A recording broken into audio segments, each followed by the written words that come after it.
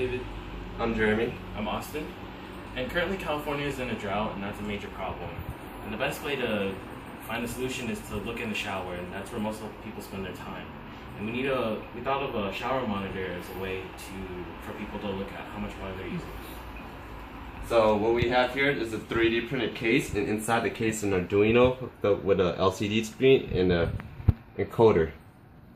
The LCD screen displays the temperature of the water to allow users to fine-tune their temperature when they're showering, and the amount of gallon they are using, and how much it's costing them, and the time they are taking in the shower. So this is programmed to set the limit at 1 minute. After 1 minute, the whole shower will shut off, and we can also set up the time or the cost per centum cubic feet or 100 cubic feet.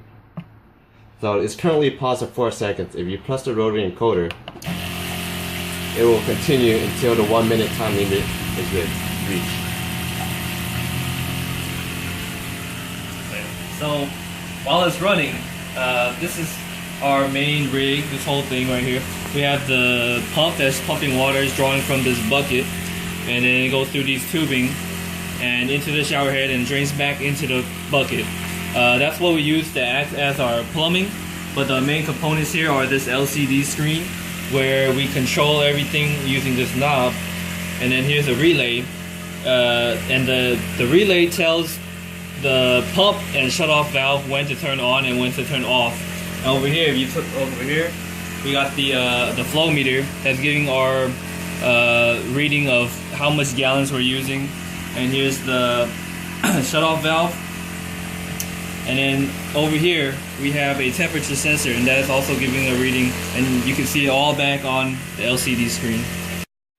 So when the user wants to start a shower or resume a shower, they will press this encoder and the shower will continuously run until the time limit, which is set at 30 seconds. If you look over here, you can see that once the button was pressed, the pump and the solenoid lets the water through the shower head, and now it's just running. Looking back at the LCD screen, we see that the timer is running, and at 30 seconds, the pump and solenoid will stop the water flow.